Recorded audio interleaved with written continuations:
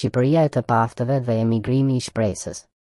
Kanë kaluar më shumë se 3 dekada që kur shqiptarët, me shumë shpresë dhe besim, hodhën pas krave një regjim totalitar që kishte vrarë lirinë dhe dinjitetin njerëzor.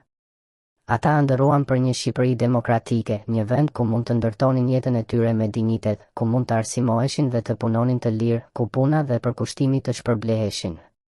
Ku fëmijët të mos e braktisnin vendin e tyre për të kërkuar një të ardhme diku tjetër. Por ajo që ndodhi është një tragjedi kombëtare, një shkatërim i ngadalë dhe i vazhdueshëm që sot e kësaj dite nuk ka të ndalur. Shqipëria është kthyer në një vend ku shpresa ka humbur, ku korrupsioni dhe klientelizmi mbizotërojnë në çdo qelisë të shoqërisë, ku njerëzit e aftë, të ndershëm dhe punëtor ndihen të papërfillur dhe të përjashtuar. Në vend të kësaj, pasurohen dhe fuqizohen të paaftët, militantët partijak dhe servilet, ndërsa të rinjt e shkolluar e të talentuar largohen. Pse shqiptari në emigrim ja del, ndërsa në Shqipëri dështon?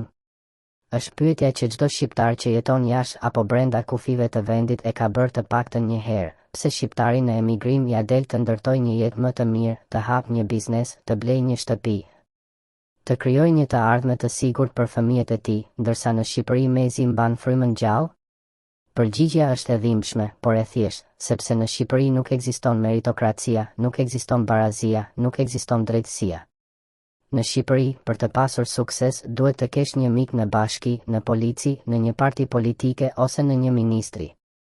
Në Shqipëri nuk ka rëndësi sa jaftje, sa shumë punon apo sa shumë sakrifikon, rëndësi ka sa i lidhur je me pushtetin dhe sa servil je ndaj atyre që e kanë kapur për fyti këtë vend.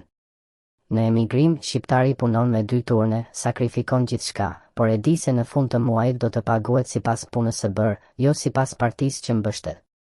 Në emigrim, shqiptari ka besim se djersa e tij shpërblehet dhe askush nuk i kërkon ryshfet për çdo shërbim, askush nuk e pengon të rrisë biznesin apo të blejë një shtëpi. Në emigrim, konkuron me të barabartë, ndërsa në Shqipëri konkuron me militantë e servil, me të paaftë që kanë pushtetin në dorë. Shqipëria e kapur nga një kastë politike të paaftësh. Në Shqipëri nuk ka ndodhur rotacion politik i vërtet, por vetëm një ndërim rolesh mes të njëjtëve njerëz që prej vitit 1990, Edi Rama, Sali Berisha, Ilir Meta dhe shokët e tyre. Ata ndërojnë karriget, por jo mendësinë.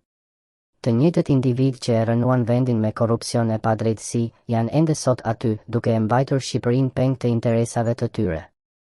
Ata janë kthyer në një kastë të paprekshme, që nuk lejon askën tjetër të ngrejë kokën.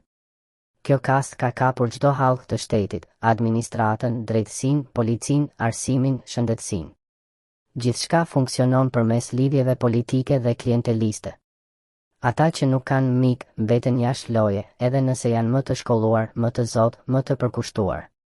Përkundrazi, ata që dinë të shërbejnë pushtetin me servilizëm dhe të votojnë sipas urdhrave, janë të preferuarit. Shqipëria që po boshatiset. Sot në Shqipëri kanë mbetur kryesisht të moshuarit që nuk kanë ku të ikin dhe të rinj që nuk kanë një derë të hapur jashtë vendit. Fshatrat po zbrazen, qytetet po boshatisen. Dritaret e shtëpive janë të mbyllura. Në rrugë dëgjon më shumë heshtje se gjallëri. Është një heshtje e frikshme që flet për një vend që po vdes. Ata që kanë pasur fatin të ikin, sot jetojnë me dinjitet dhe shpesh kontribuojnë edhe për vendin e tyre, duke dërguar remitanca që mbajnë gjallë ekonominë shqiptare. Ata nuk i kanë kthyer kurrizin atdheut, edhe pse atdheu a ktheu shpesh herë kurrizin atyre. Ndërsa këtu, në Shqipëri, politika vazhdon të mbajë gjallë vetëm interesat e veta, duke vrarë çdo shpresë për të ardhmen. Pse po bie nataliteti në Shqipëri? Shqiptarët nuk bëjnë më fëmijë. Statistikat tregojnë rënje të ndjeshme të lindjeve, ndërkohë që në rajon, në vende të tjera me të njëjtin nivel ekonomik, kjo nuk është kaq dramatike. Arsyeja është e thjeshtë, një çift i ri në Shqipëri nuk arrin të blejë një shtëpi, nuk arrin të sigurojë një vend pune të qëndrueshëm, nuk arrin të projektojë një të ardhme për fëmijën e tij. Për këtë arsye, shumë prej tyre vendosin të mos sjellin fëmijë në një vend ku ndihen të pasigurt. Në një vend ku, nëse nuk ke para apo një mik të fortë, nuk ke as shërbim shëndetësor, as shkollë cilësore, as një sistem drejtësie që të mbrojë. Shqipëria e multietnicitetit që po na serviret. Në këtë klim, politikat e fundit kanë filluar të promovojnë idenë e një Shqipërie multietnike, ku përveç shqiptarëve të mirëpriten pa kriter punëtor nga Azia, Afrika apo vende të tjera të largëta. Nuk kemi asgjë kundër askujt që vjen të punojë me dinjitet dhe ndershmëri, por ky fenomen nuk duhet të ndodhë për shkak të boshatisjes së vendit nga shqiptarët. Shqipëria është shtëpia e shqiptarëve dhe çdo vend që humb identitetin e tij nuk ka më as kulturë, as gjuhë, as trashëgimi. Të ndërtosh një Shqipëri të fortë do të thotë të krijosh mundësi që shqiptarët të mos ikin, por të qëndrojnë, të punojnë dhe të ndërtojnë këtu të ardhmen e tyre. Shqiptarët meritojnë më shumë. Shqiptarët nuk kërkojnë shumë, kërkojnë të drejtën e barazisë dhe të konkurrencës së ndershme. Kërkojnë të drejtën për të ndërtuar jetën e tyre pa pasur nevojë për mik në pushtet. Kërkojnë të drejtën për të pasur një shtëpi, për të krijuar një familje, për të rritur fëmijët e tyre në një vend të sigurt dhe me mundësi. Kërkojnë të njëjtat të drejta që kanë fituar me djersë dhe për kushtim në emigrim, ku për shumë prej tyre jeta nuk ka qenë e lehtë, por të paktën ka qenë e ndershme.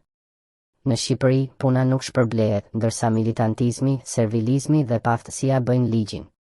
Kjo duhet të marrë fund. Shqipëria nuk është një vend i varfër në burime njerëzore apo natyrore. Është një vend i grabitur nga një kast e paaftësh që prej 35 vitesh e sundojnë si një çiflik privat. Shqipëria nuk mund të ecë përpara nëse nuk vendos meritokracinë si rregull loje. Nuk ka asnjë vend në botë që është zhvilluar duke shpërblyer paftësinë dhe servilizmin. Asnjë vend nuk është zhvilluar duke përjashtuar njerëzit e ndershëm e të Zotit. Shqipëria nuk do të bëhet kurrë nëse nuk ndërrojmë këtë mentalitet. Duhet të vendosim meritokracinë mbi militantizmin, ndershmërinë mbi korrupsionin, aftësinë mbi lidhjet politike. Kjo është mënyra e vetme për të kthyer shpresat të rinjve, për të ndalur ikjen dhe për t'i dhënë frymë një vendi që sot po shkon drejt shpopullimit. Shqipëria nuk është vetëm e Edi Ramës, Sali Berishës, Ilir Metës dhe shokëve të tyre. Shqipëria është e shqiptarëve. Është e të gjithë atyre që duan të ndërtojnë një jetë me dinjitet dhe të kontribuojnë për vendin e tyre. Është e atyre që kanë sakrifikuar, që kanë punuar ndershëm, që kanë mbajtur gjallë ekonominë me remitanca dhe që nuk kanë hequr dorë nga ëndra e një Shqipërie më të mirë. Ata meritojnë një Shqipëri të drejtë që shpërblen punën, dijen dhe përkushtimin. Shqiptarët duhet të ngrihen mbi këtë realitet të hidhur dhe të kërkojnë atë që ju takon me të drejtë, një atë ku mund të jetojnë dhe të punojnë me dinjitet, një shtet që i mbron dhe u krijon mundësi. Një Shqipëri që nuk është peng i politikës së mbrapsht. Vetëm atëherë Shqipëria do të bëhet. Vetëm atëherë ky vend do të ketë një të ardhme. Vetëm atëherë shqiptarët nuk do të jenë më të detyruar të ikin për të ndërtuar jetën e tyre diku tjetër.